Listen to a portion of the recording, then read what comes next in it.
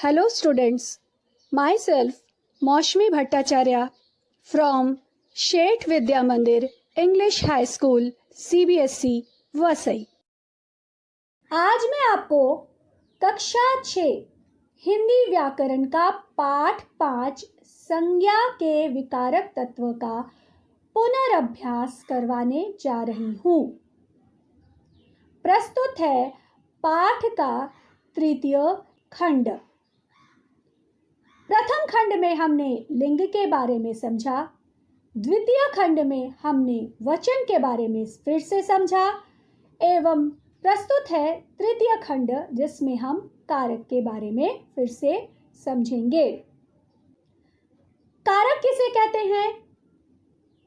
संज्ञा या सर्वनाम के जिस रूप से उसका संबंध क्रिया के साथ जाना जाए उसे कारक कहते हैं। यानी वाक्य में जो संज्ञा या सर्वनाम शब्द हैं उनका क्रिया के साथ क्या संबंध है यह हमें कारक बताता है। कारक मुख्यतः 8 होते हैं जिनके चिन्ह भी निर्धारित किए गए हैं। कर्ता कारक का चिन्ह है ने, कर्म कारक का चिन्ह है को, करण कारक का चिन्ह है से के द्वारा के साथ, संप्रदान कारक का चिन्ह है को देने का भाव है, अपादान कारक का चिन्ह है से अलग होने का भाव है,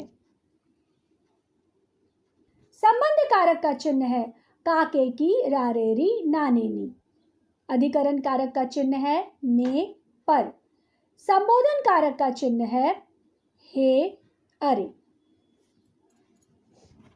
हमारा प्रथम कारक है कर्ता कारक जिसका चिन्ह है ने या शून्य। शून्य अर्थात वर्तमान काल में जब वाक्य रहते हैं तो उस समय कारक चिन्हों का प्रयोग नहीं होता है। कर्ता का अर्थ है करने वाला। शब्द के जिस रूप से क्रिया को करने वाले का बोध हो उसे कर्ता कारक कहते हैं। कर्ता कारक की पहचान है ने परसर्ग का प्रयोग।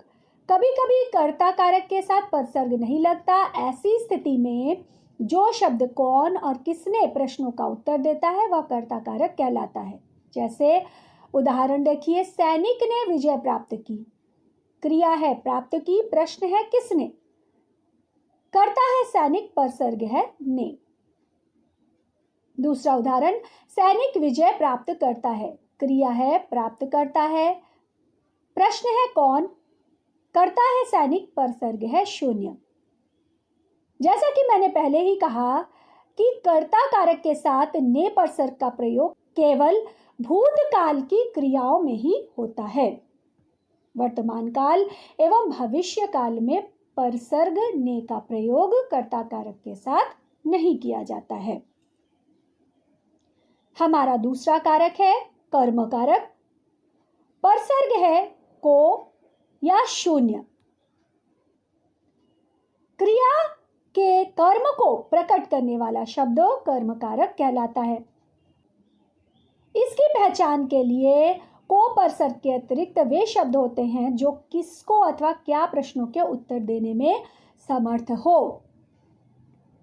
जैसे भारतीय सैनिकों ने शत्रु को हराया। क्रिया हराया, प्रश्न किसको, कर्ता शत्रु, परसर्ग को। सैनिक विजय प्राप्त करता है। क्रिया करता है, प्रश्न क्या, कर्ता विजय, परसर्ग शून्य। आपकी पुस्तक में भी शायद ये गलती हो सकती है जो मेरी पुस्तक में थी। आप इस चित्र को देखकर अपने पुस्तक की गलती को सुधार सकते हैं। यहाँ पर बढ़ता लिखा है, उसको काटकर कर्ता लिखना है। पत्र लिखा है, उसको काटकर विजय लिखना है। तीसरा कारक है करण कारक जिसका परसर्ग है से, के द्वारा, के साथ, शून्य। कर्ता जिस साधन, उपाय, औजार से क्रिया करता है उसे करण कारक कहते हैं। परसर्ग के अभाव में जो शब्द किसके द्वारा तथा किसके साथ का उत्तर दे वे करण कारक होते हैं। फिर से एक बात ध्यान दें कि कारक चिन्हों का प्रयोग अधिकतर भूतकाल में ही होता है। वर्तमान काल अथवा भविष्य काल में कारक चिन्हों का प्रयोग नहीं होता है। उस समय हम प्रश्न करके पहचान कर सकते हैं कि कौन सा कारक है। करण कारक के लिए उदाहरण देखिए।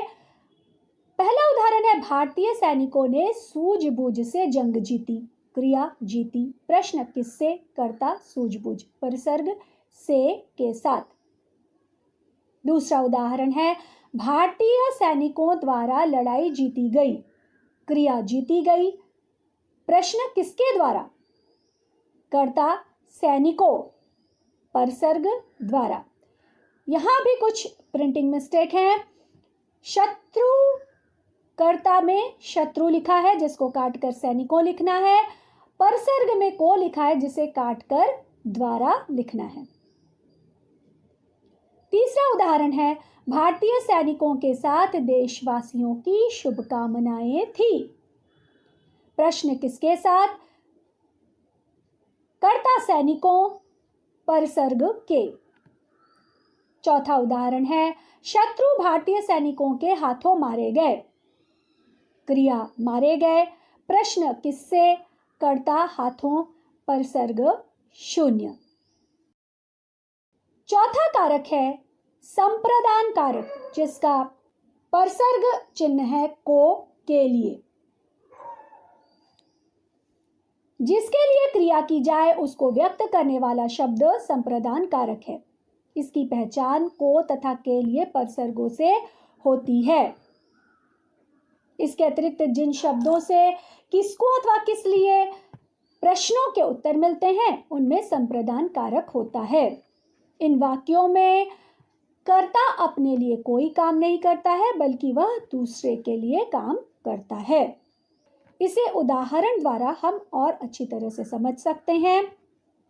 जैसे सैनिक जनता को सुरक्षा देते हैं। यहाँ पर सैनिक अपने लिए कुछ नहीं कर रहा है, वह जनता को सुरक्षा देने का कार्य कर रहा है। क्रिया है देते हैं, प्रश्न है किसको, कर्ता है जनता, परसर्ग है को। सैनिक भारत माता की रक्षा के लिए सीमा पर लड़ते हैं। क्रिया है लड़ते हैं, प्रश्न है किसके लिए, कर्ता है रक्षा, परसर्ग है के लिए। हमारे पाठ का तृतीय खंड यहीं पर समाप्त होता है। चौथे खंड में हम बाकी के 4 कारक के प्रकारों को समझेंगे। इन चारों प्रकारों को जो इस पाठ में समझाया गया है, इस खंड में समझाया गया है, अच्छी तरह से फिर से पढ़ें एवं अभ्यास द्वारा समझें। पाठ का तृतीय खंड यहीं पर समाप्त होता है। धन्यवाद।